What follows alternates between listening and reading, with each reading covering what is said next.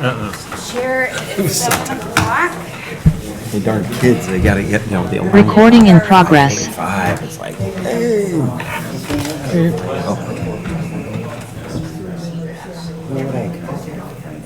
I need a quorum. Corinne, we gotta start. Thank you. That's what you're here for. Yeah. 7 o'clock. I'll help you. What's this?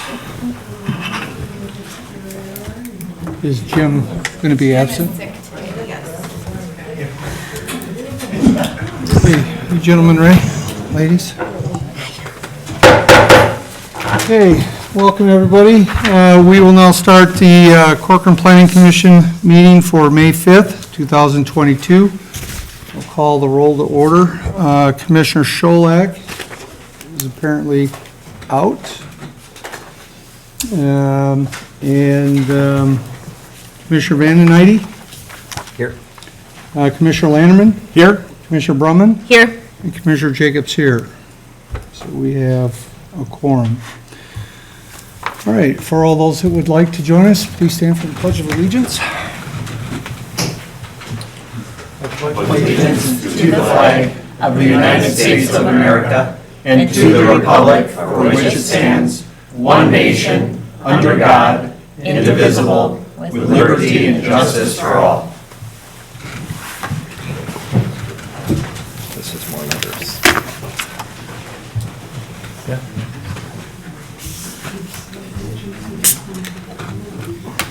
Okay. Agenda approval. Does anybody have any changes, questions, or comments about tonight's agenda? Without any, I'll take a motion to pass the agenda. I'll make that motion. I'll second. All those in favor say aye. Aye. Opposed? Okay, the agenda is approved. Okay, open forum. Tonight, as always, open forum is your opportunity to address the Planning Commission on any topic that you so may desire. We only ask that you limit any comments to those that are not already on tonight's agenda. If you are here for an agenda item, if you could just wait until that item comes up as part of our ordinary business as we go through, that would be great. Is there anybody here that would like to speak at open forum? I would. Okay, yes, sir. Looking at the meetings from the previous Planning Commission meeting, and I had to leave early that night, the meeting did not wrap up until after 12:30. I think that it is unreasonable to expect a body made up of volunteers, one, to stay for that early in the morning, and two, to remain thoughtful and enthused for such a long sitting. In the last city council meeting, Councilman Bodema suggested that it be assumed that the council had read the materials and dispensed with staff presentations. I like that idea, and I would like to gauge the interest of my peers on this commission and the chair. I think it is important that the public hear about each application, but my thought, especially seeing those citizens who do provide feedback, is that they are well versed in the issues, having read the packets. I just think that between the time reading the packets, which seem to be expanding, and the time spent at the meeting, there is a lot of duplicated efforts for a volunteer body. Similarly, the packet for tonight has 5 items and each one packs a punch. The packet was delivered to me on Friday night after 5:30. That gave me the weekend and 3 days to review a 253-page packet that is simply too short a turnaround. I wanted to bring up an idea that I have and gauge interest and feasibility for staff. Is it possible to change the schedule so that packets are delivered at least 2 weeks before a meeting? I understand that there are items that can come up within those 2 weeks, but to at least have the majority of materials, I think would be helpful. Otherwise, could we get a kind of preview packet that outlines the primary materials with more time before it's up for a meeting? Now, maybe there are barriers to doing that, but I really think that it is unfair to expect this body of volunteers to set aside a lot of time within a very short window. That's all I have. Thank you. Thank you. And certainly that is an issue that we have discussed in the past, and I think Commissioner Lanterman is right. As our city grows and the pace of development picks up, the issues are bigger and greater and more important, and they do take considerable time. Having spent, 15 years on this commission, I can tell you, it's a far cry from our normal course of business, talking about how many chickens are allowable on a 3-acre parcel of land. So today is a far more complex job with greater demands, and I would certainly support anything that can be worked out with staff according to the timing. I think that's a good comment, and you're right. Last month was one of the first times that we actually cut off an item without full discourse that I can remember, just because of just the timing of it. And you're right, the attentiveness and clarity of thinking after more than 5 hours sitting up here certainly is going to suffer because of that. Yeah, and thank you for those comments. I just think that it can be assumed that we've done our homework, and I don't need someone to read the packet to me. Yeah. Thank you. Okay. And I, hopefully, staff, this was no way directly intended to you guys. We all understand that what our workload is 10 times more for you just to prepare it. So, and we all understand that there's deadlines that developers have to get things in time for the packets and the meetings and the 60-day rules and things like that. So, yeah, there might be some things that won't get into an initial packet, but it's certainly something to consider. And I don't know, do you have any comments on how we can maybe address that in a formal setting? At this time, I would like to think on it, how we would be able to make that feasible. I don't have an immediate answer at this point that I think would please the commission, so let me think on it. Okay, that's fair enough. But you would agree with me that there's no law stating that we cannot skip staff presentations, correct? I don't know of any law, but there is a concern of accessibility, which is why most cities have some brief staff presentation at the very least. Well, the state statute states that the requirement is for the city to post the packet online, and that fulfills the city's accessibility requirements. So unless you can point me to some authority, I would ask that we skip reading through the packet and just get to the discussions. And most importantly, let's hear what the public has to say about these topics. Okay. Thanks. All right. For those that are joining this meeting online, Natalie will give you instructions if you would like to participate in open forum. For those of you joining by phone, to raise your hand at the public forum, you press star 9. Those of you on a tablet or a computer, you should be able to find the raise your hand function using the reactions tab on the bottom toolbar for Zoom. And at this time, Mr. Chair, I'm not seeing any hands raised. Okay, then let's move on. Item 5, minutes from April 7th, 2022 meeting of the Planning Commission. Does anybody have any questions, corrections, or comments for those minutes? No? Okay. Is there a motion to approve the minutes? I'll make that motion. And I'll second. All right, all those in favor say aye. Aye. Aye. Opposed? Okay.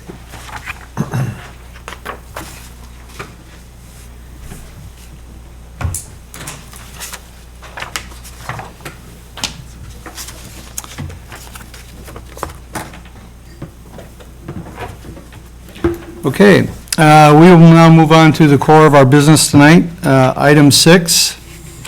And these are public comment opportunities. Our first order of business is a public hearing for zoning ordinance amendment to Corcoran Northeast District Plan and Design Guidelines. And first up is our staff report, please. Thank you, Mr. Chair. I'd like to make a motion to skip the staff presentation. I think you can assume that we've read the packet. Yeah, that would be fine. I didn't know if you wanted me to just share the changes that have happened since the last time as part of the comments. Are there changes to the material in the packet? No. We've read the packet. Right, I just, to inform the public as part of the public hearing. Okay. I can do that, or we can not. Well, However the commission would like to I act. think the only way, we can take a vote on that. I personally, I think there's plenty of people out here that maybe have not had full access to that packet, and it might be, is more educational for them, for us, on a topic that has a wide base of people. They're more important, and if that's the case, then we should move forward. But I think as a practice, I think moving forward, I don't need someone to read me a story. Okay. Yep, I can keep it short. Thank you. Does the commission want to bypass this, or can we go forward? I would vote to bypass. We can move forward. Yeah, I think I'd vote to move forward with this one. All right, let's please move forward with the presentation. So Commissioners, tonight we have the review of the draft Northeast District Plan and Design Guidelines. I'll kind of run through some of this other stuff and just gloss over it. So just, there's a previous plan that is in place currently, and this is the work we're doing to update that plan. Previous plan is on the left-hand side of the screen that was adopted back in 2004. New plan is on the right-hand side of the screen. This one does incorporate the comment specifically from Commissioner Jacobs about the road alignment. So you'll notice in the southwest portion of the city, or in the southwest portion of the Northeast District, there is a change to the road alignment from the last meeting. So there's been extensive public input. I won't go through all of the meeting dates, but it's started back in December and has led up to now. And the next step forward is the action tonight, or the recommendation tonight, followed by City Council action on May 26th.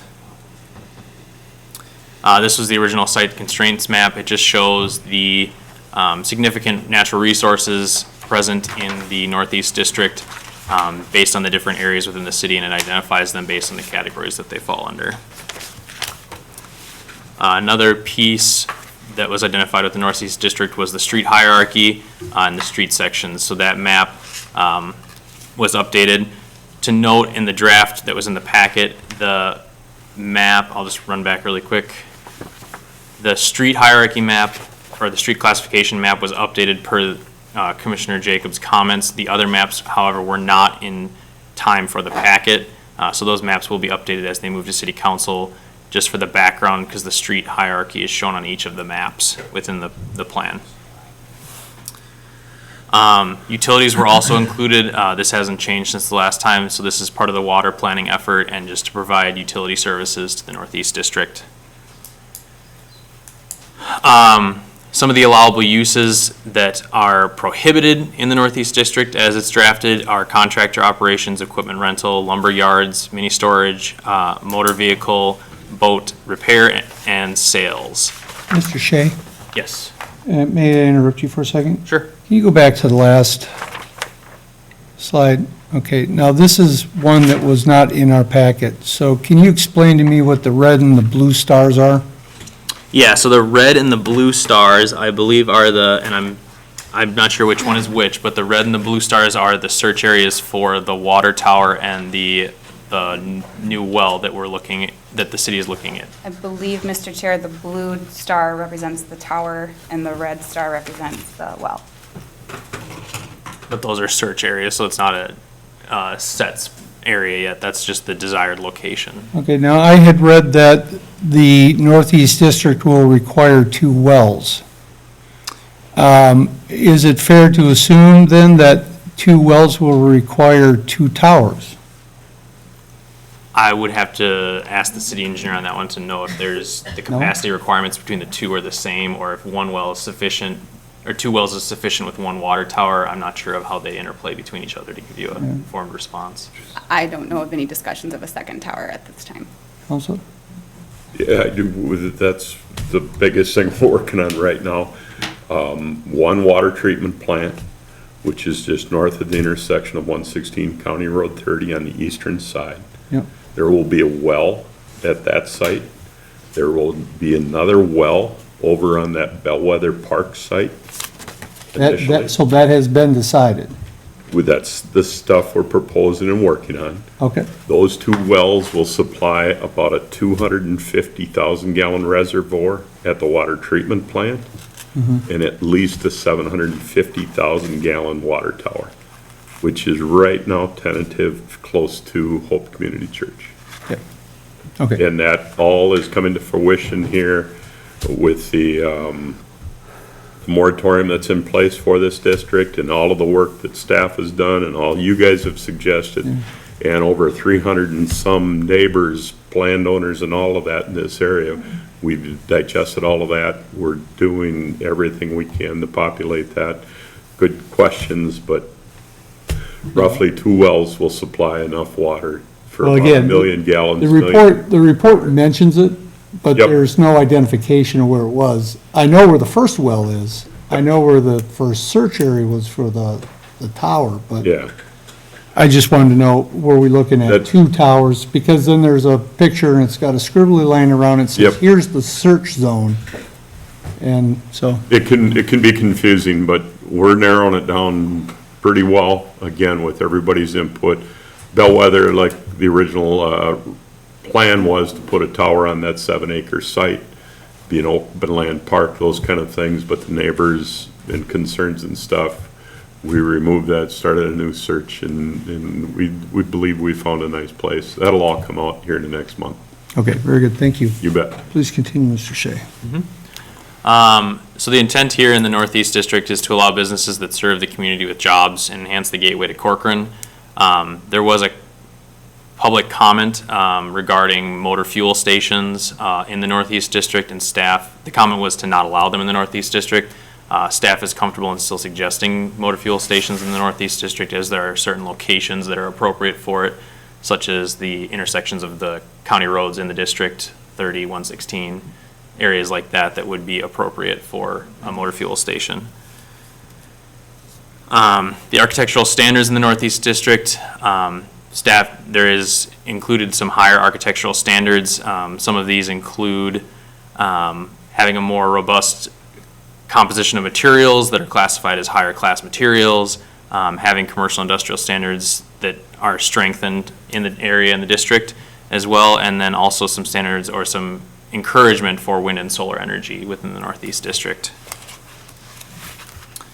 The parking standards, just looking at enhancing the landscaped island features in the parking areas, as well as encouraging in some cases and requiring in some others for pedestrian routes, bicycle parking, and then electric vehicle charging stations or services to charge an electric vehicle. Landscape standards, so as part of the Northeast District, there is an established list of preferred trees and shrubs that kind of encompass a wide range to hopefully give, as it develops, options for providing trees that are native into the area and that provide benefits to the community. And then options as well for development to provide additional xeriscaping, rain gardens, bioretention systems, green roofs, aesthetic design. And then the new addition from Commissioner Brumman was for the urban gardens, which has been included in the draft design guidelines. And then as part of it, there is an update and an inclusion of stormwater management, just encouraging that those stormwater management features, they still need to comply with all the requirements, but are encouraged to provide more aesthetic stormwater management systems, along with chloride management plans are required for new development, and then regulated under the MS4 permit. So as I mentioned, some of the key change, at least in the street hierarchy map, is shown comparing the old from the April meeting to the new in this May meeting, is in that southwest corner. And these are all following the comments that we received from the member of the public, Commissioner Brumman and Chair Jacobs. So we updated the street classification map, included urban gardens as an option for landscaping, and then some minor edits as recommended. So with that, before you, as the Planning Commission, would be an ordinance approving the amendments, which includes adding this as Appendix C within the city code, removing the northeast language from Appendix A, which is in the draft ordinance, and then adding definitions related to the northeast district language within the city code in the definition section. And then a resolution approving the findings of fact for that ordinance change. And this is expected for council on May 26th, and then the moratorium that's in place for this to move forward expires on June 10th following that. June 10th? Correct. Yep. Okay, great, thank you. Okay, at this point, we will open up for the public hearing. As a reminder, we tend to encourage keeping our comments to 5 minutes. We do have a lengthy schedule tonight, and as we said last month, we're pushing into 1 o'clock. So to the extent you can keep them concise, but those that would like to address the podium, please state your name and address for the record. Nobody here is for the Northeast District. Okay. Is there anyone online? If so, Natalie will give you instructions.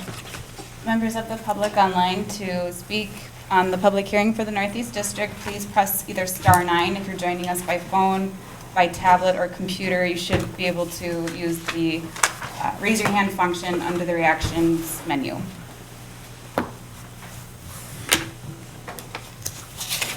And at this time, Mr. Chair, no one is raising their hands.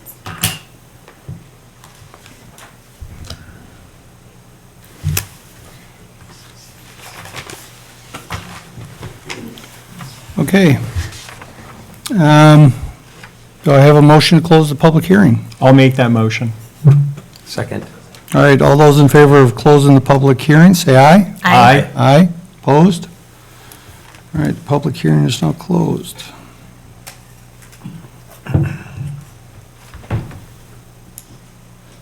All right, commission discussion and recommendation.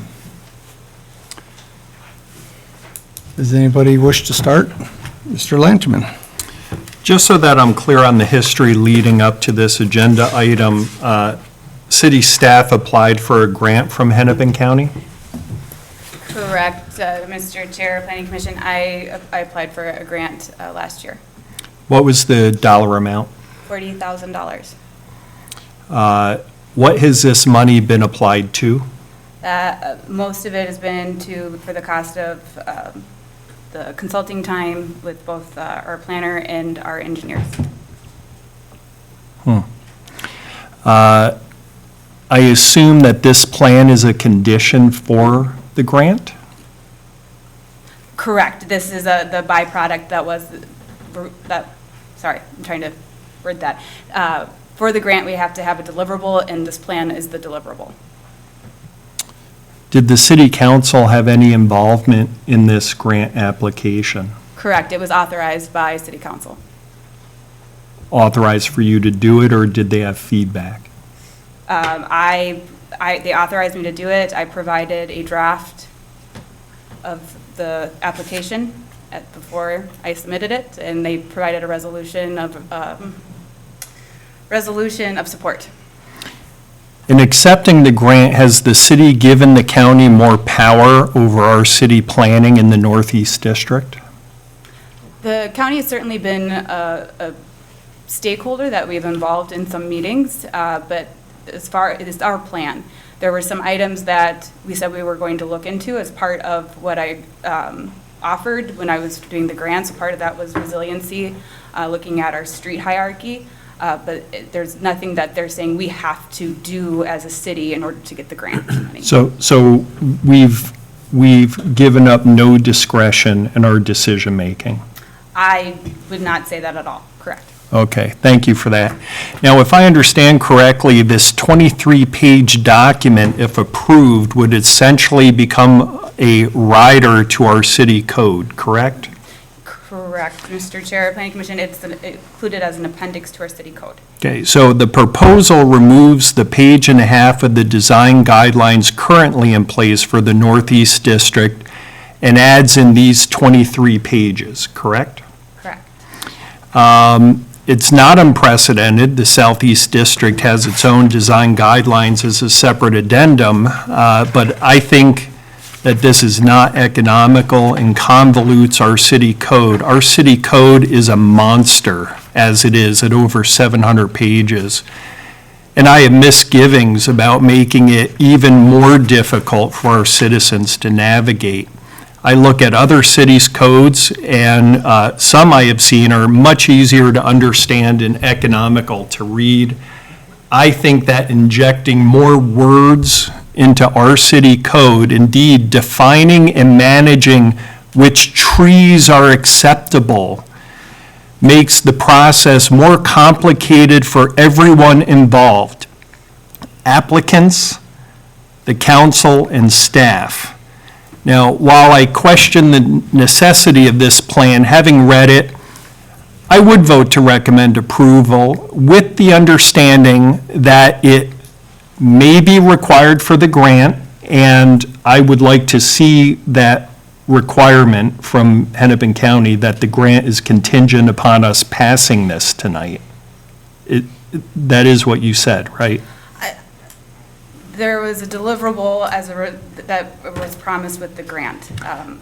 Whether or not we pass it, it could fail. How is the deliverable defined? Couldn't we just send a thank you note? No, this is the deliverable defined in the contract. I could definitely send that to you.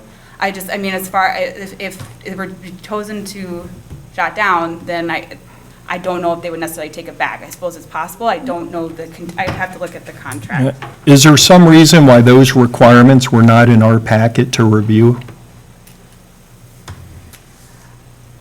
I could have definitely provided that upon request. It was not a question that I realized that was Yeah, under. how do I know to request something that I don't know about? Well, Commissioner Lanterman, you asked if there was a deliverable. This was something you could have asked me before the meeting, and I would have been happy to send that to you, so you could have taken a look at it. Okay. So, as I mentioned, I would vote to recommend approval with the understanding that it is a requirement for the grant, and I would like to see that requirement from the county, and recognizing its utility for codifying the future vision. There's nothing in the draft as currently written that I take issue with, but I will throw in my 2 cents that I think that the property owner should be able to decide what kind of trees and plantings to use, and it should not be limited unreasonably. So I agree with staff on that point. Also, just one minor item, and I realize this is just a draft, but please check for spelling errors. For example, on page 10, item number 9 is followed by a number of question marks. I know it will be spell checked, but just wanted to make sure it is proofread. Thank you.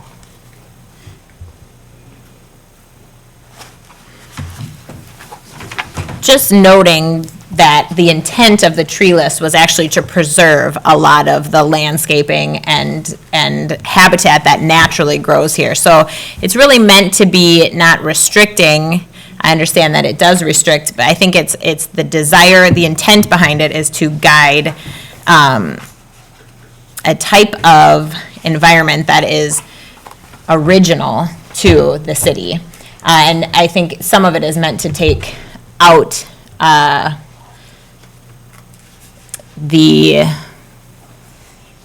is to provide a guideline for developers as they come in, is I think the intent.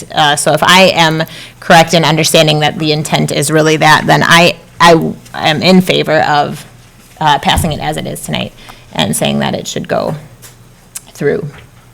Okay. Let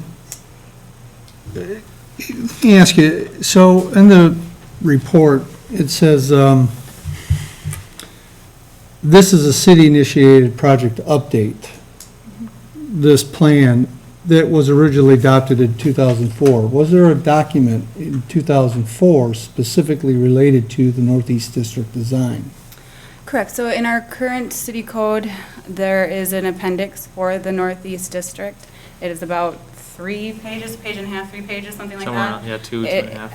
And so as we've received more and more development pressure in that area, it just was not as fleshed out as our Southeast District, which is about 50 pages worth of design guidelines. This is a little simpler than that. But yeah, there is an existing document in place, and this really fleshes out the vision for the development that is anticipated to come June 10th, June 11th, I suppose. Okay. Now, there were a lot of pictures that were presented, and, of drainage ditches and, wildlife, ground covers and things like that. And these are just guidelines, but there is no requirement that they do this, is there? Are we talking about the landscaping? Or Well, everything that you just presented, there's no requirement. These are just guidelines, correct? They are requirements, so there are requirements, so for example, the landscaping in there, they have to, they're limited to the preferred tree list, however, that preferred tree list is really long. Same thing with the electric vehicle stations, that's a requirement. When you're over 100 parking spaces, there becomes a requirement to have an electric vehicle charging station, and it's a Okay. percentage with that as you go forward. So there are requirements in here. Some of them are encouragements, encouragement of wind and solar resources, things like that, but there are requirements within this district plan. Yes, basically, For Mr. development. Chair, if it says shall or must, then it's a requirement. If it's should or may, that's when it's a recommendation. And actually, the preferred tree list, Is that a, I don't want to talk about trees. Oh, It's above my pay grade, and I don't really care. fair enough. But when I spoke last, that was actually supposed to be changed to not shall, but it was It supposed should. to. It should, it's supposed to be changed to should. Okay, I'm just, so rain gardens. Yeah. What, XERIS? Yeah, Escape? xeriscaping? xeriscape. I don't even know what that means. Pollinator lawns. These are all great concepts, but, I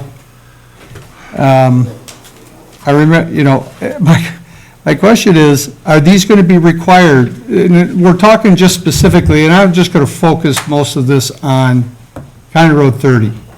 Okay, this is going to be commercial, industrial, business park. So can we reasonably assume or expect that a developer who buys and develops a piece of property will put in these types of landscapes Yeah, versus the traditional suburban, grass, irrigation, some nice trees, some planter boxes, something that's easy to maintain, looks nice, and everything else? Because what I see here, it looks nice, it's a great idea, I can see conceptually, but I also can see where if, this is a strip mall that's got a dry cleaner, a fast food restaurant, and, a pharmacy, who's going to take care of that landscape? I mean, to manage these types of landscapes, you need somebody that's going to professionally manage that. So what is going to be more reasonable, more cost-effective for a developer? To have a conservationist or environmentalist on hand to go through and maintain these? not Or all. bugs and weeds and rodents and everything else that might habitate in them? Or will they prefer to just go with grass? I mean, what is our expectation with these kinds of standards? Thank you, Mr. Chair. The standards are an option list essentially of things they could So it's put not in. required, it's an option, they Right, can do right. it. That They're was my required to original do question. 2 out of 5. So or actually, it's 6 now with the addition of the urban garden. So there's 6 options listed. They're required to choose 2. And like the xeriscaping, that is simply just landscaping that requires low water requirements. So there actually would be Less ma- potentially less upkeep that they would need to physically do themselves. Mm-hmm. So, and then the other, one of the other ones is landscaping with native species, 50% of the plantings, basically from our preferred list, basically, because that's essentially mostly native plants to this area. Buckthorn's pretty native out here, I found. Well, that's not one of the preferred lists. Well, I mean, you know, Yes. use your words cautiously when you say what's native here. Well, going back to the preferred list, it does not have buckthorn on there. Yeah, okay. Well, when I look at this and we talk about words of less cost, ease of maintenance, self-sustaining, I look at these and say, I think that's just the opposite. I think these are going to be rather expensive and time-consuming, and if not done properly, you know what, they're going to look bad.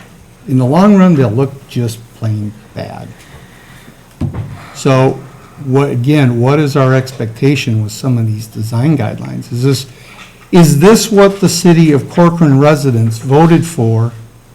Because I've looked at all of these. I don't see anything in here about charging stations, you know, self-reliant landscapes, you know, urban gardens or farm gardens, or, I don't see any of that in there. So where do we get the basis for this kind of thing for development of this district?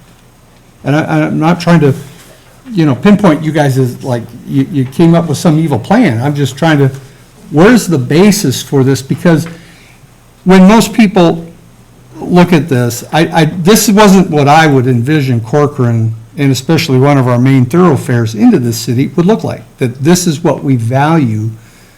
I could be totally wrong, but I've never heard anybody speak of things like this. If I could, so if I may, Chair. Mr. Yeah. Chairman. So I had a bunch of people, or neighbors at my house this past weekend, and I was showing them this guideline, and where I kind of landed was, through the survey, where everybody seemed to be landing is they want it to be a rural feel here in Corcoran. I mean, that's where kind of how I interpret it in the general gist of it is, generally, the residents want it to continue to feel rural. They lean towards that with the parking lots were the ones that were much more heavily landscaped with lots of, my one neighbor, he does plowing. He's like, this would be horrible to plow, you know, but again, it was all leaning towards rural. To me, these things here are all about green spaces, keeping that feel of green spaces, I guess, even in an industrial, Okay, commercial. all right. So I think maybe that is where Okay, people. all right. So then let's talk about the mechanics of it. Nowhere in these design guidelines do I see anything about setbacks. Now, we all have setback rules that say, you know, on major artery roads and stuff, it's 100 feet. But we have also exemptions everywhere in our code that allow 60% relief from that. If they do more screening, landscaping. Now, if you want to protect, to the best extent you possibly can, a rural feel, I think that'll only be accomplished by stricting to a strict adherence to 100 feet without any relief being requested like they do right now. In downtown Corcoran, we can't even keep 50 feet. We got parking lots, 25 feet being proposed right on 116. So how are we ever going to expect any developer will want to preserve what, at least in my mind, is a rural character feel when they can lob off 60 of that feet and develop it, and then just plant a couple extra trees, which then goes to less area for all these nice little landscape things that you guys are proposing. Why does this report not say anything about setbacks? Mr. Chair, that's just not something that we identified as a priority, but if you would like to make sure that we add language for that for the Okay. city council, we can do that. Okay, so we got setbacks that we should maybe talk about as to whether or not we want to add it, but maybe not. Here, if I may add, the setbacks are still governed by the zoning districts within the city code. That's He's talking in, about I know that. county I know roads that. where we Specifically, have okay. flexibility, so- But again, we're talking about these are guidelines for a specific district, right? And if this is our main thoroughfare into this city, and we're going to line it with commercial industrial businesses, do you think that we accomplish our supposed stated goals of preserving a rural character by allowing people to put parking lots 40 feet from that road? Mr. Chair, I do think it can be accomplished on our larger sites, the larger industrial sites. I'm thinking of one site by Mama G's in particular, where it'd probably be very difficult for anything to fit on that parcel with a 100-foot setback for, at least for their parking. But I think as it is, the parcels along County Road 30 and the industrial parcels along County Road 101, we could accommodate that setback. So with your permission, we could probably add something to that effect, but I am concerned about the parcel tied to Mama G. Right now, it's tied to Mama G's, and I'm concerned, and it isn't developed yet, and I am concerned about that one in particular being able to support that kind of setback, because it's not a very large lot. Okay. All right, so, on a more 10,000-foot elevation, in going through this process, something has bothered me. And I thank you all for taking into consideration my comments related to that Phantom Road that is not in my backyard. I was the one that raised it, but it's in my neighbor's. And I think that there was a lot of issues with why that should have been removed. And thank you very much for doing that, even though it doesn't impact me directly. But I'm looking here at Corcoran's mission, vision, values, and core strategies. And if you'll bear with me for a moment. Our mission statement: the city of Corcoran will provide high-quality services, cost-effective, responsible, professional manner to create a preferred environment to live, work, and play and conduct business. Vision statement: the city of Corcoran will become a vibrant, connected community while preserving its natural character and agricultural roots. Now, that is about as close to what this whole thing gets to. We got the values: honesty, pride, partnership, efficiency, effective service delivery, transparency, blah, blah, blah. Core strategies: enhance Corcoran's sense of place and identity, provide diverse community amenities, recreational opportunities, maintain excellence in safety and security for our community, ensure high-quality, market-driven growth, and provide high-quality, innovative municipal services. What I do not see in here is anything related to preserving, protecting, or anything related to existing residential or residents' interests, their land, their homes, or anything like that. Now, we don't have to go very back in time to see some of the conflicts that we develop with sewer and water, mass development, modern development, coming into contact with those of us who either have recently moved here because of the amenities of being able to live on some land and away from your traditional neighborhoods. Those of us that have spent 27 years buying land and building homes, raising families, and now looking to retire from here. But when I look at these core city things, and I don't see anything in there that says, as what we value or what our vision is to protect the lifestyle of those residents that have already spent decades, if not lifetimes and generations. I understand some will sell, but not everything has to be impacted by development. Okay? And when you read this report, this guideline, there's nothing in there to talk about the impact of any of this development that's coming down County Road 30 that says anything about how that development will be treated in terms of its relative distance and impact on those that already have lived here. There's nothing in there about noise, sight, volume, setbacks, anything like that. And as you and I discussed related to that one issue about my neighborhood, nobody, not in my backyard applies when you try to propose a street. And when you look at neighborhoods in this Northeast District, for instance,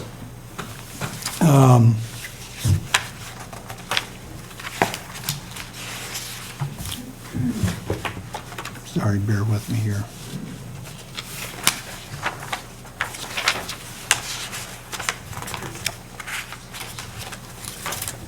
There are a number of streets and neighborhoods that will be impacted, and as part of our discussion and what I'd like to see considered as we move forward is how can we best minimize those impacts to the greatest extent possible.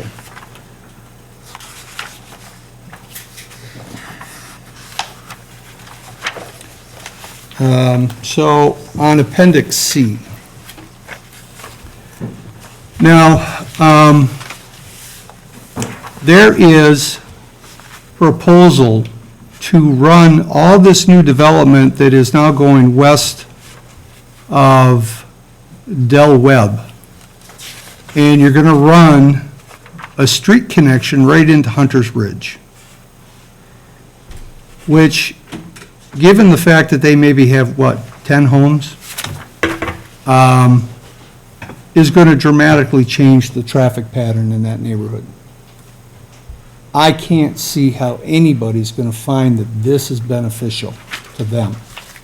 Now, to prove that point, maybe some of you people here tonight, I assume you're all here for Walcott. Now, there are people in this neighborhood, when we speak tonight, that are residents of Ravinia. They've only been there a couple of years. But what is one of their biggest complaints? One of the biggest complaints is about the traffic that is going to come sprawling out of this 38-acre development right through their streets. And what do they say? Our kids play in them, and we enjoy the fact that we don't have heavy traffic and this and that. But yet, this is what's going to happen. Now, that situation I can maybe see just from a practicality standpoint because it was designed that way. And yeah, the houses are smaller and there's more people maybe on a net density basis. Well, I shouldn't say that either because Ravinia is a 3 to 5 as well. So they both have the same density. But when you take a look at these neighborhoods that are part of this here district, it doesn't make any sense to me. I mean, the difference between, having 10 houses on a dead-end road and then opening it up to hundreds and hundreds of more houses is a devastating effect. And yet, we're supposedly going to allow this to happen. And it could happen, it's going to happen over here, Hunter's Ridge on the west side. They're going to do the same thing. You got a road proposal coming up, and it's going to circle back and it's going to go run right down that neighborhood. You've got the development up there on the north side, Country Road E. Could very easily have something that'll run into it.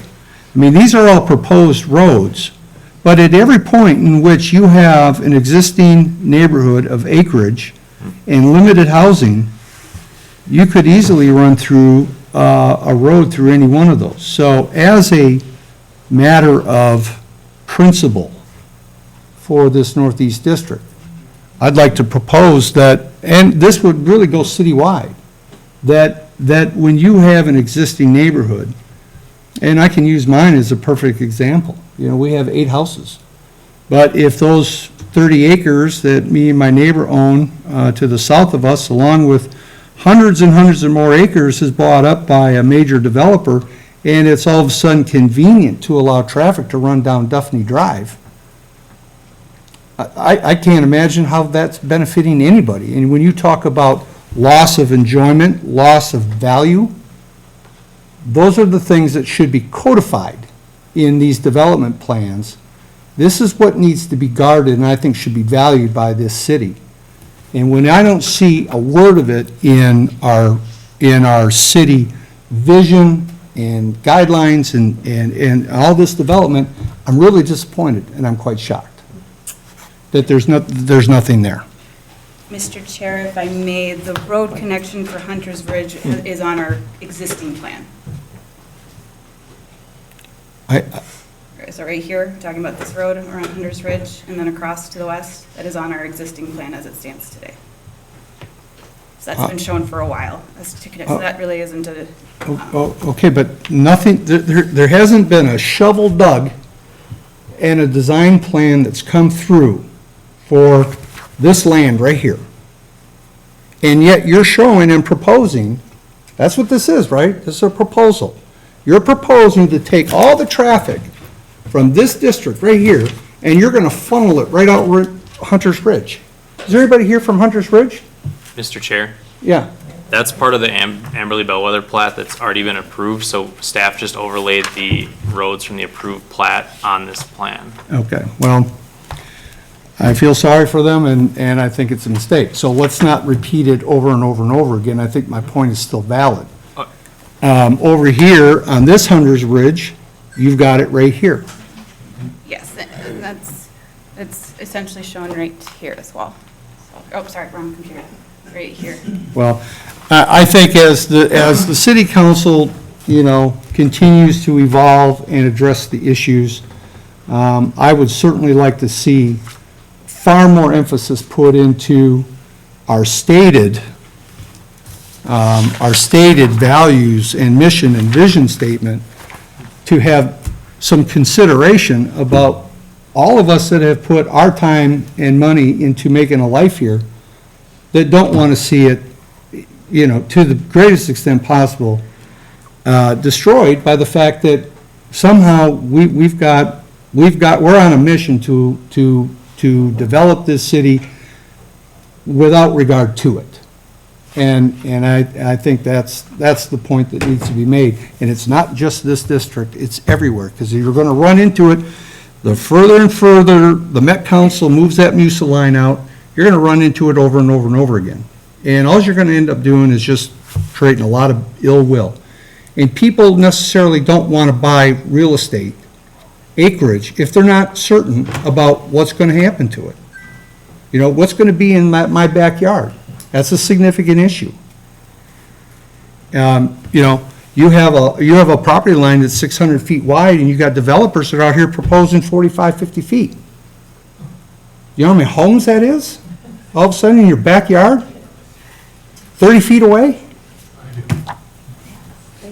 So, now, to that extent, I know that I proposed, and it is on the city council's agenda, relative to, I call it legacy rural residential development, that maybe we incorporate some of the enhanced performance standards for setbacks that we initiated for accessory structures, accessory uses. And I don't know where the city council is on that issue, but that is certainly one thing I'd like to see incorporated. So if you kind of took this district right here, if that was in play right now, you'd certainly see that. And it might impact different things about where the roads are, or what things are zoned, or where trails, parks and trails would be. So that is all I wanted to say there. In terms of allowable uses, hard to, I understand the issue of what you don't want there. Has there been any discussion about fast food restaurants? Any consideration about putting that on the list? Does anybody have an opinion on that? No? Again, I had all these people at my house and they were like, we don't want any, this is more just they're like, they don't want any. Do they live here? change. Do they live here? Yeah, they Okay, were neighbors, and I was doing a karaoke night. And so I pulled the documents out and I'm walking through them, because none of them had looked at it. And so they were just like, I don't want any chains, they didn't want any chain restaurants. Some had mentioned they don't like the idea of fast food either, I think, just the feel of that. But Yeah, that's what you're asking about, right? Like, yeah, yeah, that wasn't on the survey though, You know. per se. Mr. Chair, Planning Commission, there seemed to be a general want for more food options, more restaurant options. My concern with limiting drive-throughs is that would also impact banks, you do have to review them. I didn't say drive-throughs. Fast food. I just said fast food establishments in general. Okay. You want to build a Texas Roadhouse there, build 2 of them, one on each end of the street, I don't care. Okay. But filling it with McDonald's and Taco Bell and a donut, I just don't. You wouldn't want a that- donut shop Well, that there? to me doesn't, that's, again, I'm trying to envision the million times I've driven down County Road 30. I'm trying to envision what I think that should look like if we're trying to preserve a rural character of this community. We got McDonald's and everything else right down the road in Maple Grove. Do we need it here in Corcoran? I mean, if you look at the way everything's developed around us, there's not a lot that we really need to include. We don't need to become another clone of Maple Grove or Plymouth or something, because they're only a few miles away. There's a reason we don't have schools. One question I would have, so when we say fast food, do we mean fast casual as well? Because I guess when I think of fast food, I'm thinking of something that has a drive-through. But like a coffee shop generally can't function without a drive-through, but like a Yeah. coffee shop might be nice to have, Oh, but it's considered more fast food. But if you don't want a coffee, I'm not trying to argue. I don't drink coffee, so I Yeah, I'm don't just trying have. to figure out what other. we're defining, like what are we Yeah. defining as fast food? Because drawing that line is a little difficult Yeah. and. Another thing I didn't find in here that I think needs to be addressed is signage. A lot of communities have very strict signs. You can drive down some of the busiest roads in our communities around the country, and they don't, you want your gas station sign or your retail sign or whatever, it can't be any higher than, like, say, 4 feet off the ground. You can't put it 20 feet up, and it doesn't matter how much you color or hide the poles. They just won't allow it. They keep it low. But there again, then you impact their ability to see it if you've got a bunch of landscape, which might be all the more reason why you need to keep 100 feet. You got more room to put a sign that won't be, so. Mr. Chair, so are you saying that you would like to limit signs to 4 feet tall? Hey, I don't get to make those rules. I was just That is saying. what we are doing here tonight. We are making a recommendation to council, and if that is something you would Right. like us to add, I can make that change. So I'm trying to figure out what your direction is so we can address the concerns you're bringing up right now. And Mr. Chair, I would say if you want it, then go for it, because this is going to go next council meeting, and the goal is to get it in before the moratorium expires and the applications for development come in. So like, I would say pick it and then go with it, and they can always amend it, but I think tonight's our last shot, so. All right. 4 feet tall limit on fences? Well, Or let's fences see if we on got, let's see if we have consensus from you guys. Yes, sir. May I just add a couple of things? So I want to thank the chair for his thoughtful insights. I hear you. I am very concerned that material facts were withheld from the commission. I also don't understand, and correct me if I'm wrong, this 23-page document now becomes a rider to city code, right? So we're tacking on 23 pages to our city code. But you said that the grant from Hennepin County required a deliverable. Was there a requirement from Hennepin County to add these 23 pages to our city code?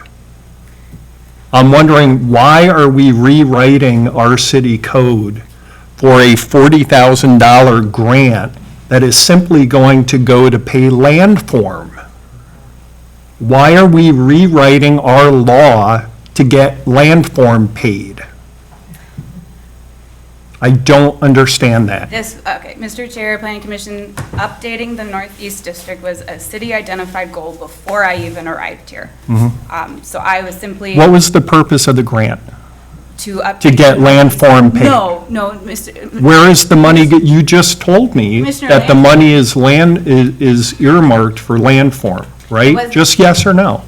Commissioner Lanterman, the project was for the Northeast District, and we chose Landform as the consultant to work with because we were under a very aggressive timeline with the moratorium. Did that go out for an RFP to other bidders, to other vendors? No, we were able to select it, and at this point, because of the tight timeline that we were on, we decided. But we put out our asphalt needs to an RFP. When was the last time landform applied for, through an RFP? Is that just an open-ended contract? I'm trying to understand, why are we amending our city code to accommodate a grant that you said is going to be used to pay landform? Commissioner Lanterman, I feel that words are being put in my mouth right now. At this time, I am Okay. carrying out a city-identified goal, and the goal all along was to update this part of the code. As far as RFP for landform, that is something that we can discuss offline. As far as last time that we. Well, they may want to hear. Anyone can reach out to me and I can provide that information. I don't have that on top of me when they last went out for RFP. I know there's talk about going out for RFP this year.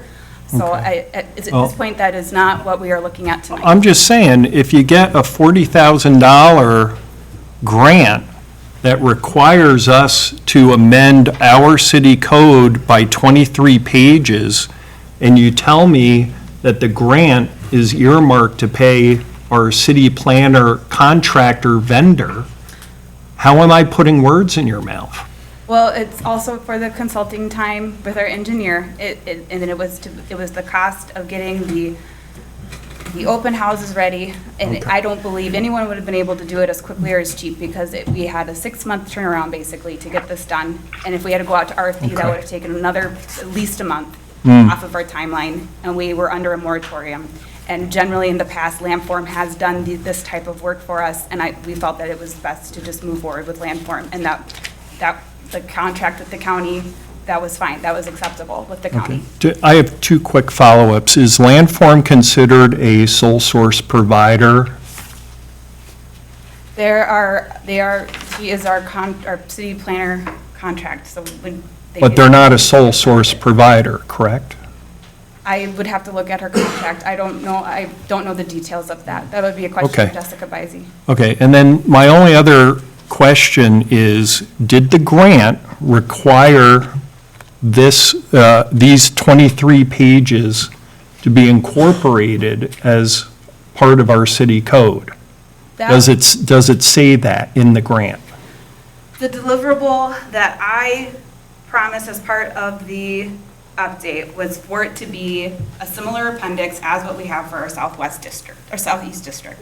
Did Hennepin County require that these 23 pages be amended to our city code? And if so, why is that communication not in the packet? Mr. Chair, Commissioner Lanterman, at this point, I did not include the contract in the packet. That is not something that I believe we've done in the past. This is not the first time we've received a grant to do district planning. So I apologize that it's not in the packet. I can definitely bring that available for anyone's attention. But you would agree with me that adding 23 pages to a 700-page city code, if that was a requirement of the grant, don't you think that that would be a material fact to share with us? I did make it clear that we applied for a grant. Uh-huh. I made that abundantly clear. And- The city council approved that grant. Great, applying for that grant. I get that, And great. it was- You applied for a grant. Why are we adding 23 pages to our city law? Yeah. That was Mr. Chair? deliverable.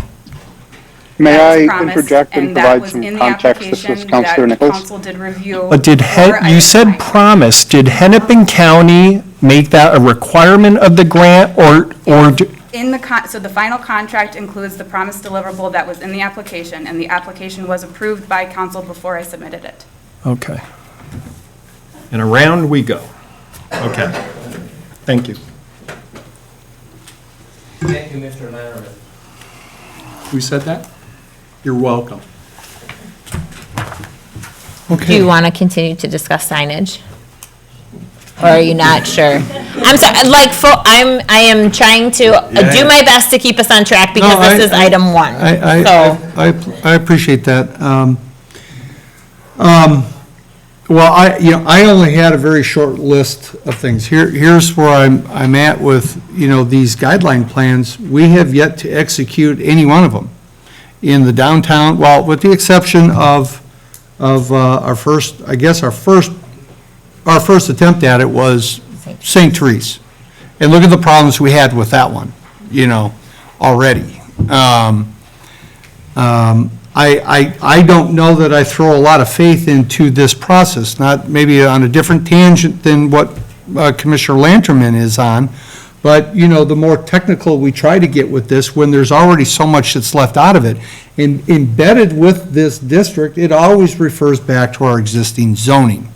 So it's not like this doesn't have backbone, it's not like it doesn't have standards specific to it, but if this is nothing more than a wish list, for something that's may or may not happen, the way we want it to, because again, we can't maintain a 50-foot setback. How do we expect anything, all these design guidelines running down County Road 30 to actually hold? We seem powerless to the development pressures and the whims of them, so if the city really wants to keep a rural look, well then keep 100 foot. No exceptions. If you don't like it, you don't build there. That's just the way it is. These are things that they didn't drop out of the air. They're in our code, but we have an exemption for everything. I mean, in here, we've got exemptions for building types, Well, you have to have this kind of building siding, but, we'll let you, we'll ease it off. Here, for buildings in the I-1 district, which are not located on roads, Class 1 materials may be reduced to a minimum of 25%, when 60% was required. Now, how many people do you suppose are going to take advantage of that? And they're going to find the reasons. And so I find this to be somewhat very unproductive because they don't seemingly have the effect that we all think they will at some point in the future because, Right. we don't know who's going to develop it. Well, But- Mr. Chair, I also, there is a development review committee that has, and that group of individuals has oversight over the plans before they even come before the commission in terms of the development as well. So I understand. I feel like having something in place, even if it is sort of a wish list, at least is, like, I think about the number of times that I've reviewed the Southeast District, though I had no part in putting it together, and have held the plans or reviews that come in against that and said, does it line up? So if nothing else, beyond when we're here, it can be like, this is what we wanted, whether it has teeth or not. But I think at this point in time, we just have to decide what we want to do, what we want to make a recommendation to Okay. council. Well, my short list is, again, stringent setbacks with no changes. I would love to see, it's a mile-long stretch of road. Do you think we can go without, 4 fast food restaurants? I'm not saying not drive-throughs. You want to have a It's coffee? good food fast. Good food fast, there you go. The median on County Road 30, absolutely, I think the county owes us that, That's what they did to Maple Grove, and this can't be a status thing. They get it because they're bigger. I don't think we have to play second backseat to anybody. We deserve something, and my question is, that would only go to 116, correct? Would that go the full mile, or would it go all the way to the end of the district, I believe it would go along. basically down to Duffney? improvements. However portion of the road that gets improved, I believe that's the idea. Correct. Throughout the district is what we're looking at right now. I don't believe there's we would have to look at the county plans, but yeah, the idea is as County Road 30 gets improved, that would be the standard. Okay, but to be clear, though, that's really not our choice. We can't require it because it's ultimately up to Hennepin County, right? Correct. Usually development drives it though, so as the numbers warrant an upgrade to the road, then that's what kicks. And we've had such good feedback and working relationships with Hennepin County on County Road 50 and County Road 10. All that downtown development planning we did, and then they came and said, we don't want to move your roads. And we had to redesign everything just because of it. So we can't count that they'll do that, can we? It's a wish list, but we can't guarantee it. I just want to know. Definitely would need their participation for County Road 30 to be updated. Yes. Okay. In addition, I'd like to see that there be no through roads through, again, I don't have a better word for it other than, legacy rural residential. I don't think it's fair to them to be impacted by development that they did not want or participate in, and I think it would be adverse to their enjoyment and as well to their property values. And I think by all means, that should never be allowed to happen. In addition, if the city council gets around to, and I don't mean that in, in a mean way, I know that they'll work on it. If they put it on their list, I know they'll address it. But if they do in fact improve setback standards for legacy rural, similar to that we use for assembly, I think that should go around all of those. And again, I think it's been discussed 50 feet setback and as much as 100, but maybe that is something that can vary. It's interesting here that when you look on some of these things, you got residential and you got, well, the only portion, if you're going to have mixed-use residential up against a legacy rural, maybe that should be a bigger setback. Buffer zone. Yeah, so that's all I have. You did not want to make a mention of signs. Like, I just want to double check, because he's making No, notes. because, I'd just be throwing something out there. Okay. We already have design standards. Those can be addressed. Okay. At that time. I think in the spirit of moving on.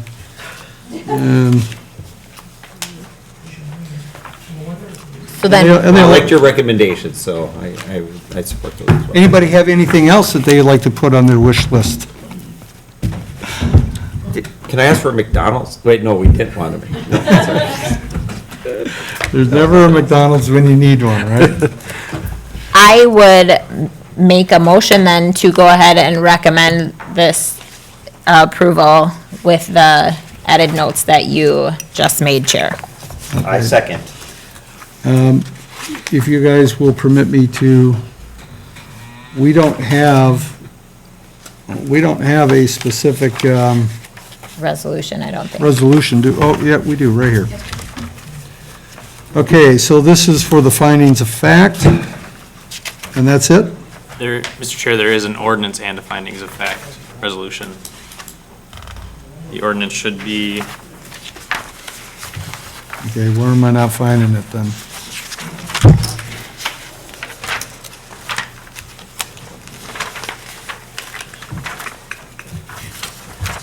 the ordinance is the first attachment in the packet, which precedes the Appendix C. And then the resolution is the last, Is that the one that, yeah, you mean this one here with all the red ink? correct. I, quite honestly, I didn't know what this was, I thought it's, Appendix C, the Northeast District is all an I mean, because you, attachment for that. you took out 2 pages of stuff only to replace it with charging levels and electric vehicle charging stations. That's the definition amendments as part of the ordinance amendment. Does anybody have any changes? You all aware of that? Okay.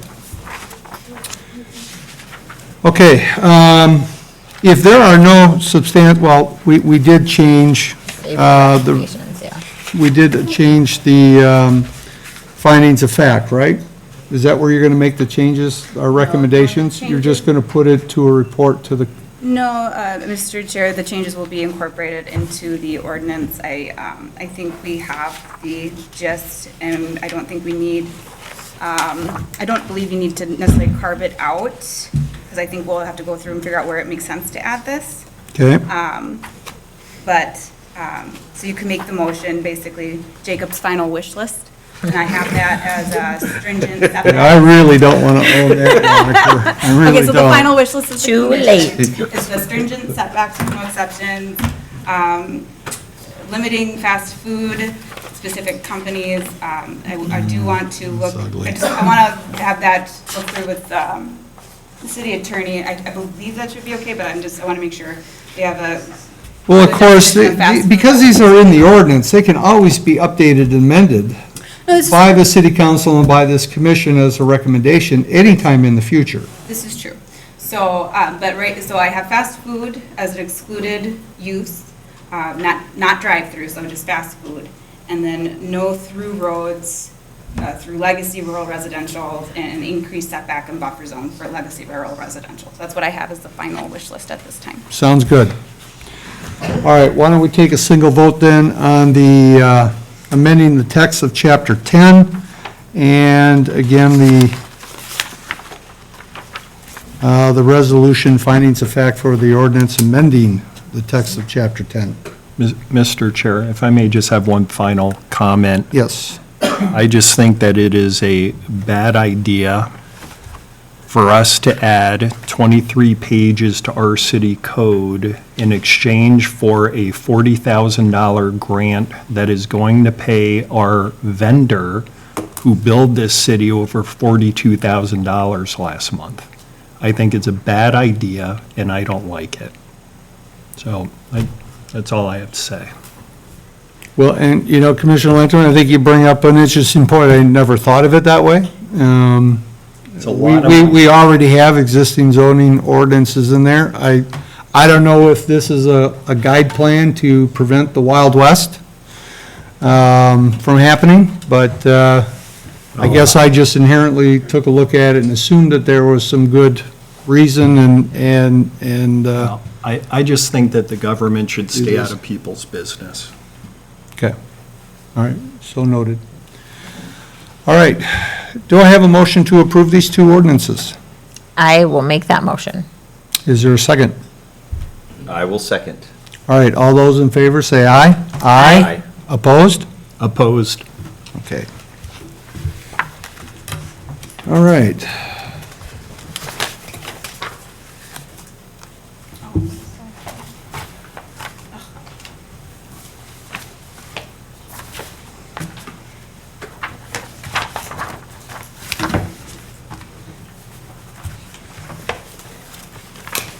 I feel betrayed. My neighbors all left me out here hanging by myself. This thing.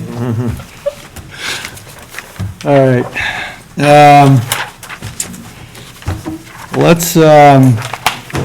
Let's move on to our next item of business. 6B, public hearing, rezoning preliminary plat and planned unit development application for Walcott Glen. And we'll have the staff report.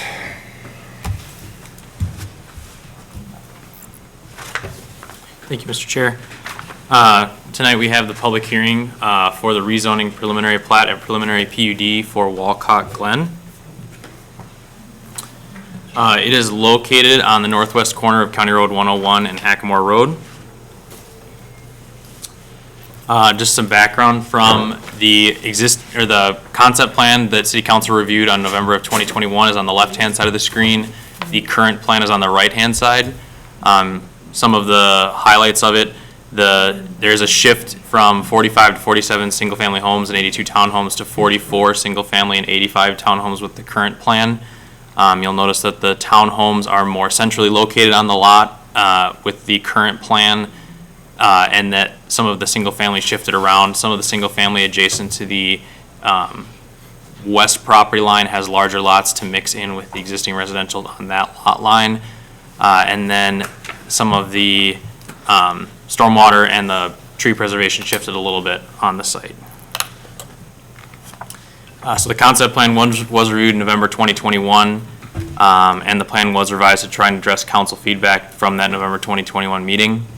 This is guided low-density residential, zoned PUD and RSF2 as 4 parcels that are platted as part of the Ravinia PUD would be incorporated in this Walcott Glen PUD. Overall, it is 129 unit development with 85 townhomes and 44 single-family units. So the request tonight is for the rezoning to PUD from RSF2, and the Ravinia of PUD lots would be incorporated in the Walcott Glen PUD, and then the preliminary plat and PUD for the units as mentioned. So the applicant is requesting PUD flexibility for the garage width requirements for townhomes, the garage size requirements for townhomes, and the lot size and width standards for single-family homes.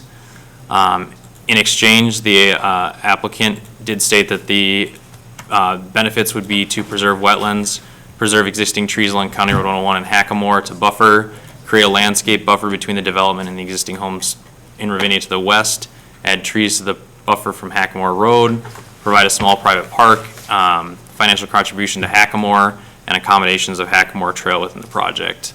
Staff would note that the Hackamore Road Improvement Project, any project that, or any development that would occur on this property would be subject to the financial contribution for that Hackamore Road Improvement Project. So that's not specific to this project, it just would happen alongside the project. Just an image of the site plan. So this is showing all the wetland buffers, the stormwater ponding, the units and the lots and the road layout. The town homes are on private drives, so it is public right-of-way for the single-family homes and the street that connects from Ravinia down to Hackamore, and it is a private drive for the remainder of the townhome units, aside from the ones that connect up into Ravinia 11th Edition on the north-south connection. So with that, the rezoning, this is from RSF2 is the existing zoning to PUD. And as I said, the existing Ravinia PUD zoning will be changed to the Walcott Glen PUD. That's for just a couple parcels that were part of the Ravinia PUD. The proposed development is within the 3 to 5 units per acre of density for the low-density residential. It falls at 3.97. And the PUD zoning does allow for the mix of land uses that couldn't otherwise be accomplished through the standard zoning. So to note, townhomes are not allowed in the RSF2, but as part of a PUD zoning, you are allowed to mix of land uses that couldn't be accomplished under the strict standard of the zoning regulations. So that's where the townhomes come in here. And the rezoning would be contingent upon the preliminary PUD plan approval. So the single-family units, excuse me, they're concentrated on the perimeter of the site to buffer the townhomes from the surrounding roads and neighborhoods, so they are centrally located in the project site. The Ravinia homes to the west are 75-foot wide lots, and the applicant has placed their largest single-family lots adjacent to that in an attempt to buffer from those lots to the townhomes. Plans do show compliance with the single-family architectural design standards, and they aren't requesting any flexibility from those design standards as part of that. And they would be required, or they are required to have equal architectural treatment on all lots that face public right-of-ways. So that would be any lots, front-facing, and then any lots that back up or have a side of the building to another public right-of-way would have the same architectural treatment on those sides of the buildings as the front-facing a front street. So as an example of the single-family elevation, here you can see some of the percentages for the materials, including the stone siding, shake siding, and horizontal lap sidings. The townhome units were reviewed against the RMF1 standards. Because there are no townhomes in the RSF2 district, staff did review the townhomes with the standards we have in the RMF1, which is the district that townhomes would be placed under if they were allowed under strict zoning standards. The townhome units do comply with lot area width and setback standards, and they are requesting flexibility from the garage width and size requirements, similar to what was requested in the Tavera project. And the townhome units do comply with the architectural design standards with no flexibility requested from that. And this would be the first project through the city that wouldn't be requesting flexibility from the design standards for the townhome units. This is an example of the townhome elevations, showing the same or similar materials with some of the stone horizontal siding. And you can see that the base has one single brick layer wrapping around it. Brick or stone, I should say. For tree preservation, so the applicant is providing 162 overstory trees for the 128 residential units. So that's 34 over what is required. And they're providing 33 conifer trees along the west property line to buffer development from Ravinia. No tree preservation is required, however, they are preserving 45% of the existing significant trees. Most of those are concentrated on the perimeter of the site, on County Road 101, and then on the west property line. And then there's reduced setback flexibility for County Road 101 for a single lot, lot 38, to reduce from the 100-foot required to the 60-foot required, which is, as we were discussing earlier, is the reduction, the 40% reduction allowed by code to go down to 60 feet with additional landscaping. That would be in place on lot 38, which is the lot on the cul-de-sac in the northeast corner of the site. Park dedication, Parks Commission recommended accepting cash in lieu of land in the amount of $470,617. They have proposed a private park, and this is an amenity, but that does not receive park dedication credit. And additionally, they also have the Hackamore Road Trail located within their property, but no credit is given for that trail easement. So tonight there would be to open the public hearing and take comments. Public comments that were received prior to the packet going out were included in the packet and forwarded or included on your dais for those received after the packet went out. And then the commission has two options tonight. If you find that the PUD standards have been met, you can move to recommend approval of the following ordinance and resolutions.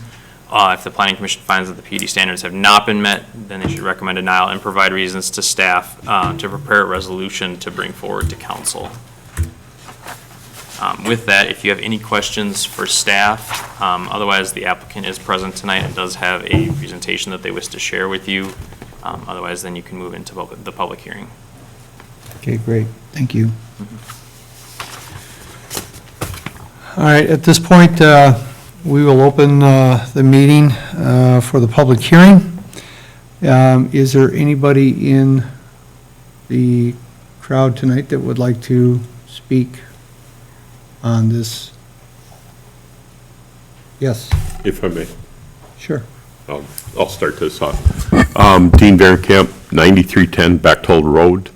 I'm on the western side of the city, and I'm also one of your council members. All your input tonight has been very well received, listening the frustrations and everything. This development is a culmination of a significant number of neighbors from Ravinia, and input to the results here have been from those Ravinia residents, along with one of our current council members and our current mayor on this whole development. The thing that I appreciate and like it about the most, if I may say, the borders, the screening and those kind of things of existing trees. A developer can come in here, clear cut everything, and do an awful lot of stuff. I feel this is the best of both worlds. A lot of the trees are left, a lot of the natural ponding and those kind of things are done. With that result, I think it fits. Am I a favor of all of the townhomes and those kind of things? Probably not, but it does kind of make this happen in this neighborhood. You guys all remember the Eagle Brook incident down there and such. A lot of the neighbors, we don't want that. I didn't want it. I didn't think it was the right fit for the neighborhood.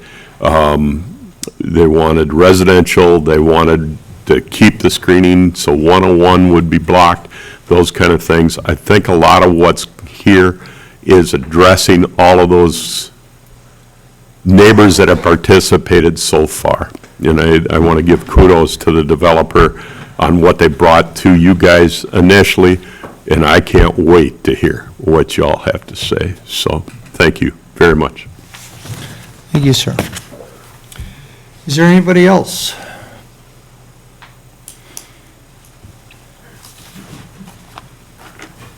Mr. Chair, Planning Commission, I'm Paul Hoyer with Pulte Group. Would you mind if we give a short presentation?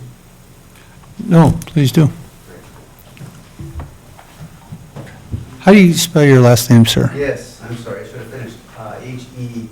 Heuer, 7500 Flying Cloud Drive, Suite 670, Eden Prairie, Minnesota, 55344. It's good to be here this evening. We also have some of the landowners, broker for the land, and also virtually, we have our civil engineer in case we delve into any questions on some details. Thank you. I've got a short presentation tonight. Which one of you guys running? Paul, just tell me when to switch slides for you. Paul, I apologize. Someone on Zoom saying the microphone isn't on. I just tried to turn it on. Can you check that for me, please? Sure.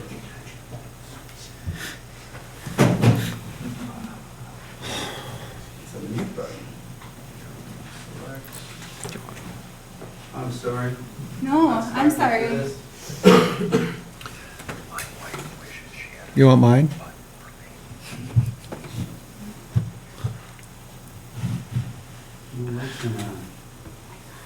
It's not charged. It wasn't me. It is not charged. Shall I sit over here? Yeah, maybe speak over here would be best. Okay. Thank you. You dressed up for the occasion. Yeah, well, it's not going to be on TV, I guess. I apologize. All right, go ahead. I really wanted to show some things graphically tonight that weren't included in either the staff report or our narrative submitted. Sometimes I can show things graphically and it helps you understand at least what we're thinking. It doesn't mean we're always right, but at least it gives you an idea of our perspective. Next. Go ahead.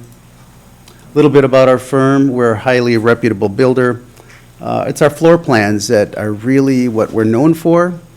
We've consistently made changes over the decades. We actually go out and ask our homeowners and the public what they like and what they don't like about floor plans, and we're always building these rooms and homes in warehouses and having people walk through it and actually give us good feedback. So through that process, we've come up with a lot of very innovative ideas for our floor plans.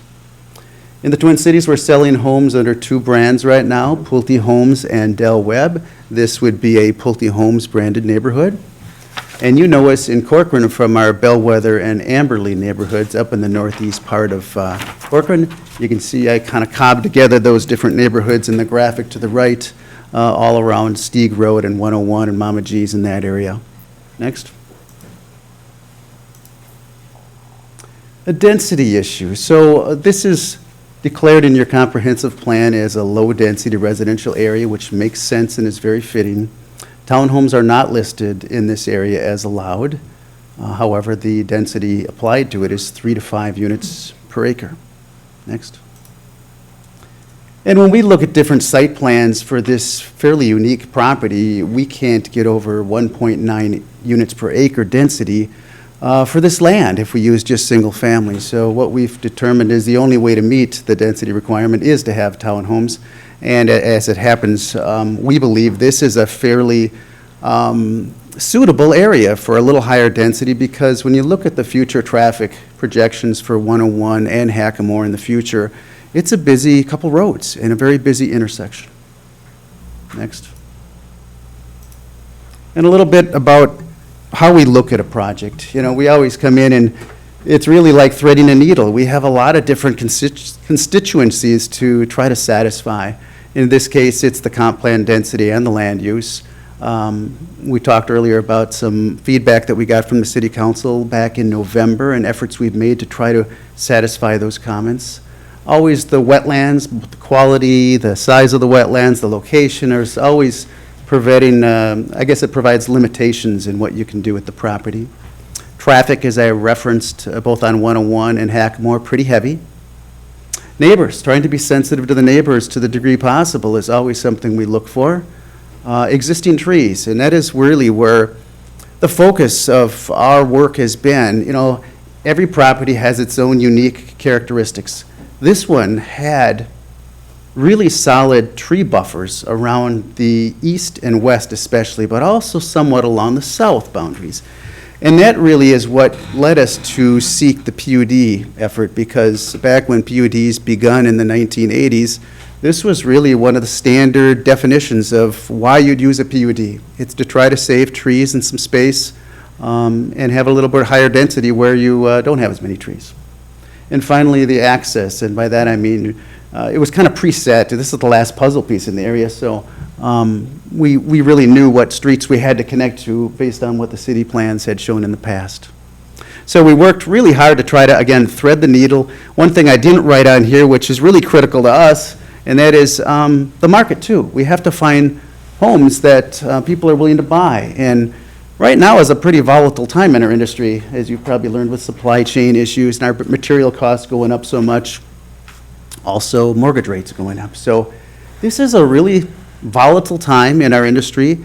And there are certain types of housing that are becoming in more demand right now than what you've seen even a year ago.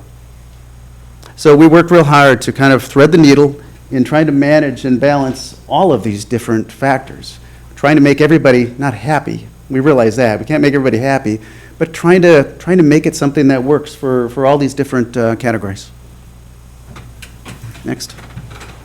So just ticking through a handful of these things, you know, preservation of wetlands was really important to us, and this plan reflects that priority. So we worked real hard to preserve all the wetlands here.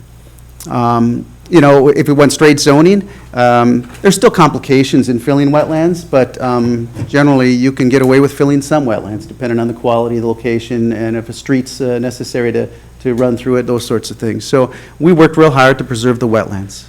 Next. Placement of ponds on the perimeter. To some degree, ponds have to just be in the low areas. You don't have a choice. But when you're grading a site, you have some flexibility in pushing the ponds where you want them. And in this case, we wanted the ponds kind of on the perimeter, because on the perimeter, it leaves more open space to the surrounding area.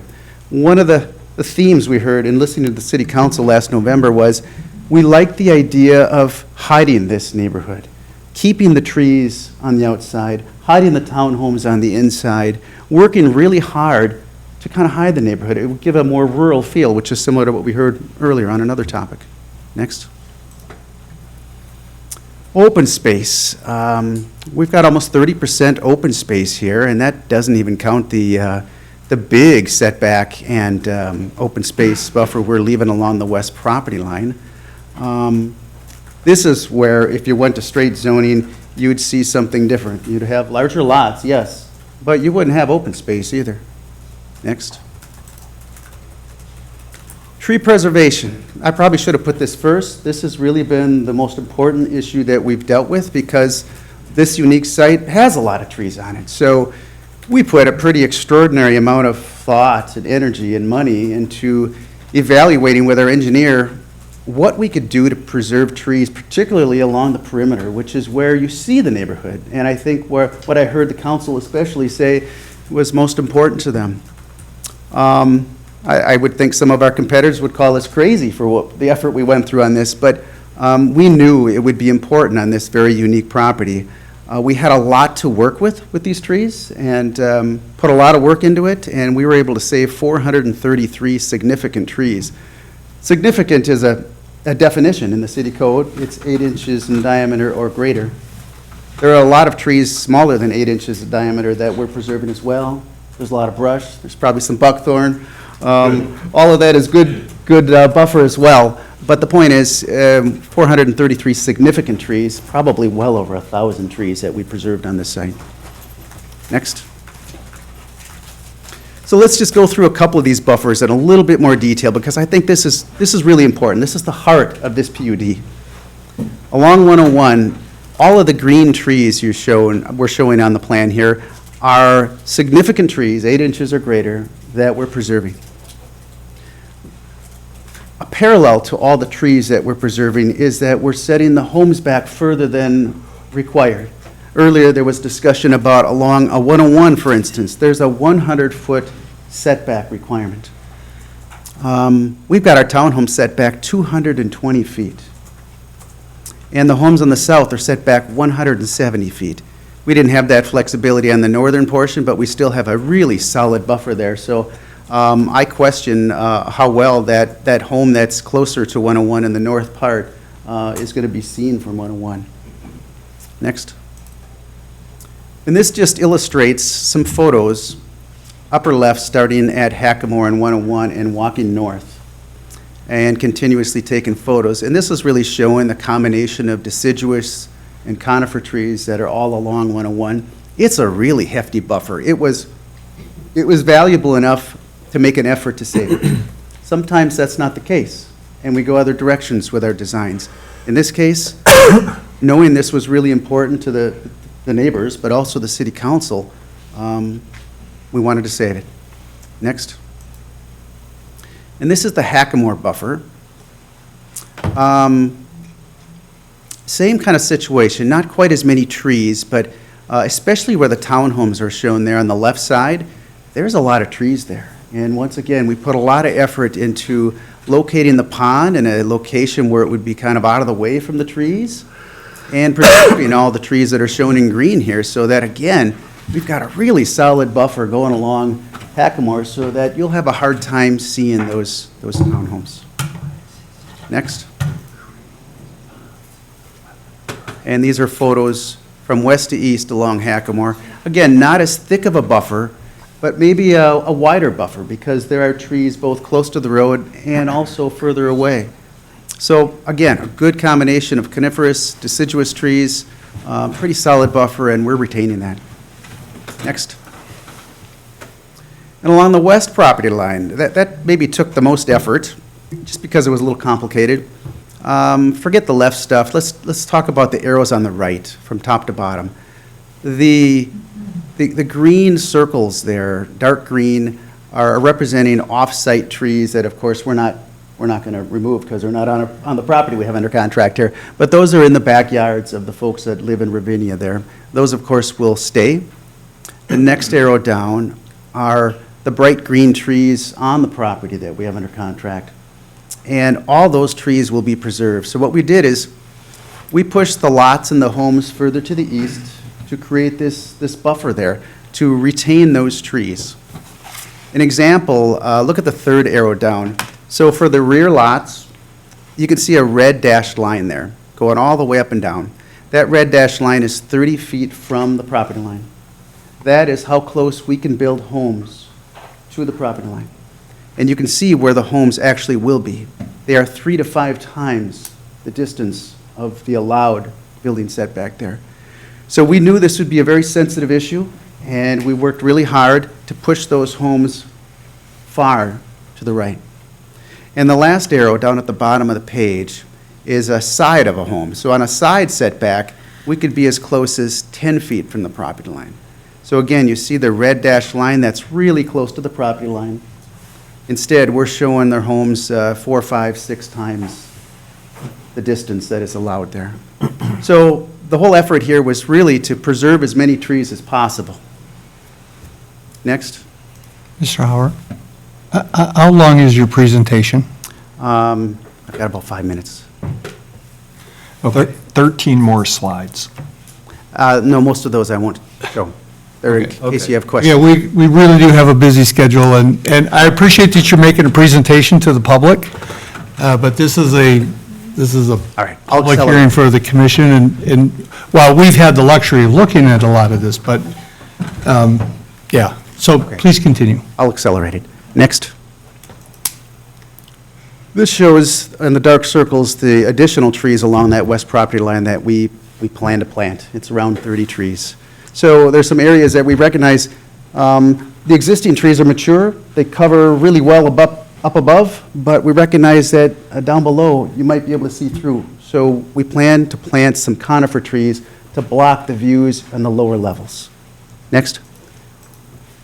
And really, to conclude, the PUD benefits, which is what you really need to look at here in weighing this application, the key thing is trees. Trees, trees, trees. We worked really hard to preserve a lot of trees in really critical locations, visual locations. Next. Setbacks are the other really critical thing, trying to move these homes as far from the major roads and as far from the existing homes as possible. I should point out in the northeast corner, we did have things to work with there. We didn't have existing trees. We have to connect to the street, so there's much less we could work with on the northeast corner, and that's my apologies. It's just the way the layouts had been before us and the fact that there's no trees to preserve there. Next. First, Corcoran Townhome that meets architectural requirements. We're actually exceeding your requirements for stone. Instead of 25%, we're going to be between 30 and 35%. Next. And this is the remaining PUD benefits. There are others. We are providing for free an easement for the trail along Hackamore on the property. Of course, we'd contribute money for Hackamore, and we are providing a private park too. So that takes a little bit of demand off the parks in Ravinia. And a number of other things, but I think we've hit the primary points here. Next. That is it. Thank you, appreciate it. Okay, thank you. And you'll be here, and when we get to the point of deliberations, I know that there might be good opportunities for you to help bring clarity to this commission, so thank you very much. Is there anybody else? Yes, sir.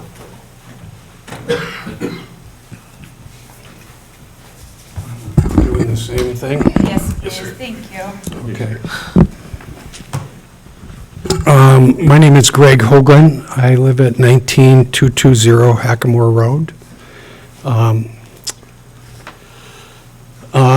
My wife and I, Jackie, back there are 22-year residents of Corcoran, which might, I don't know if I'm one of the older ones, but when we moved out to Corcoran, County Road 101 was a winding two-lane road.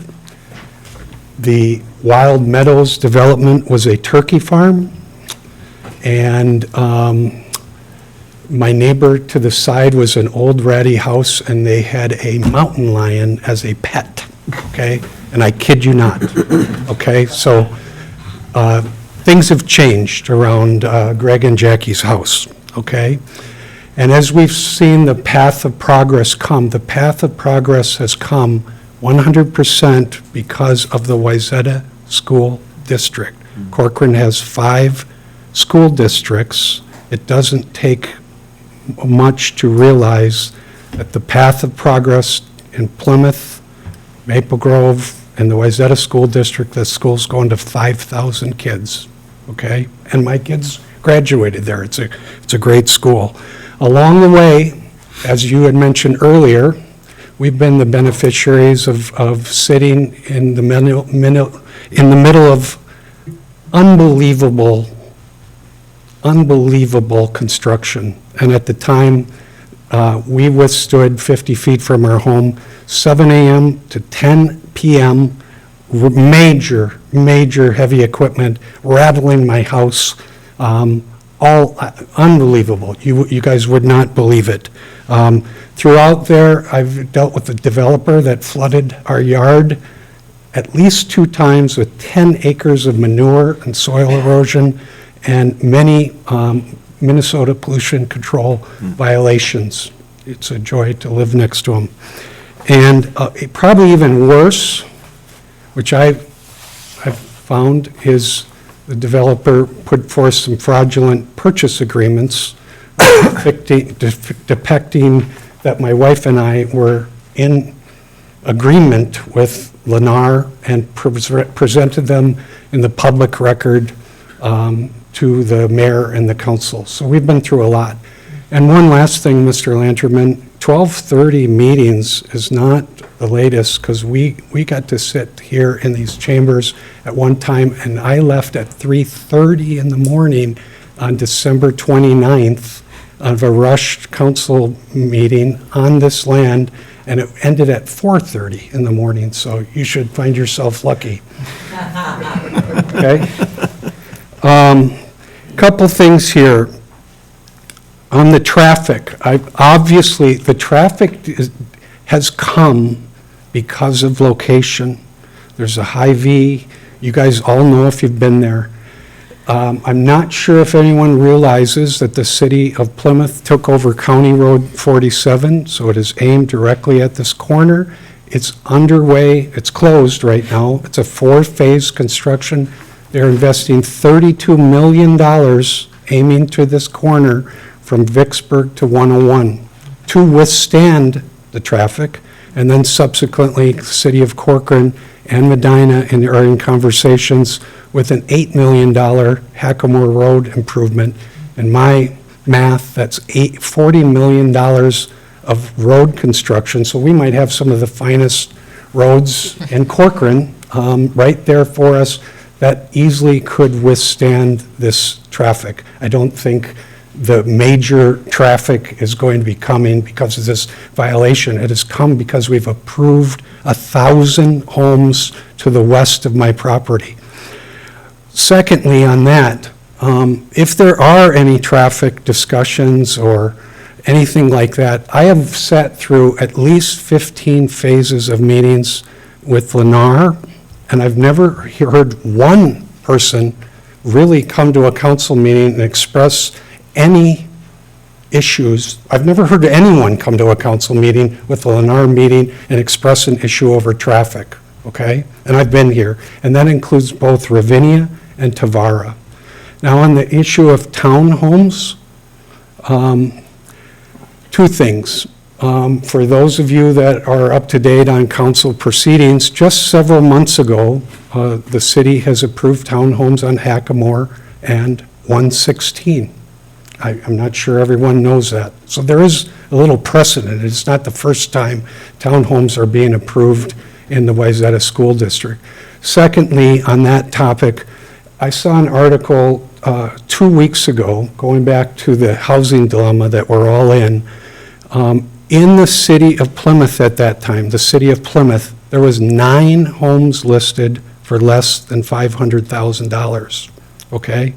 So there is a crunch. If you are a divorced parent or somebody that needs to stay into the Wayzata School District, you all know that they cannot afford $800,000 Lennar homes or $2 million Wild Meadows homes.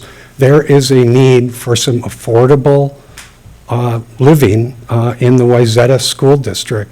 And townhomes, these townhomes will fill a niche for people that need and want to be in the Wayzata School District. I'm almost done.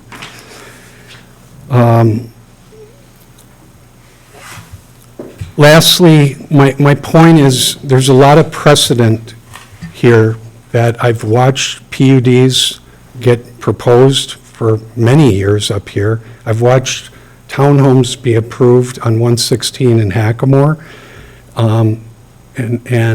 We've went through a lot in the last couple of years, especially with the Eagle Brook Church incident. So there is precedent. This stuff has all come there, and while we've been waiting. And lastly, you've got a developer here with some history within Corcoran. They do a very fine work at Del Webb. You know what you're getting. They have listened to the council, made adjustments based on there, and I think you're going to get your trail down Hackamore Road, which will be wonderful, and I think you're going to get your trail down 101 as an entry point to Corcoran. So I hope you will consider some of the points that I've made, and thank you for allowing me to speak. Thank you, Greg. Okay, is there anybody else? Can you hear me? We do have some speakers online when we are ready. Okay, why don't we go ahead and give them instructions to come online. Members of the public, if you that are joining us via Zoom, if you have feedback that you would like to be a part of the official public record, please raise your hand. If you're on a phone, that would be by pressing *9. And if you're on a tablet or computer, then that is by pressing the raise your hand function via the reactions tab or menu. So at this time, I know the participant labeled iPhone has had their hand raised for a while. So you feel free to go ahead and state your name and address for the record, and we will start with you. Hi, I appreciate you all being here. Can you hear me okay? Hold on, we have a, 1 second, I apologize, there seems to be an issue. Can you try again, iPhone?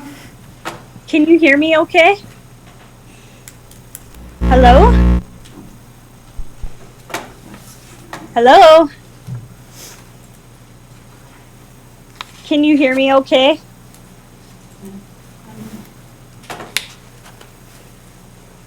One second, iPhone, we are having some troubles hearing you.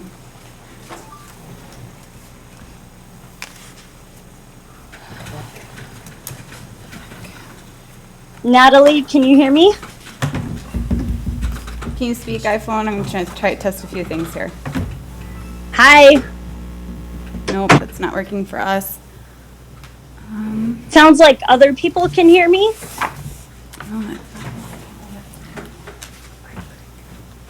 Natalie, I'm not sure if you're able to hear me because of settings. My name is Tiffany Checkitts. I live at 6310 All right, at this point, why don't we all take 5 minutes, stretch our legs, use the restroom if you'd like, and we'll reconvene at 9 o'clock. Public hearing is still open. I'm just going to figure out what's going on with our computer. I apologize.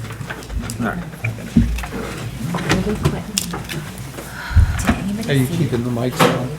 Huh? Are the mics still on? So that was the mics are on. I don't have a way to turn these off. There. How are you? Okay. Or Yes. Excited what's going on here. The whole community.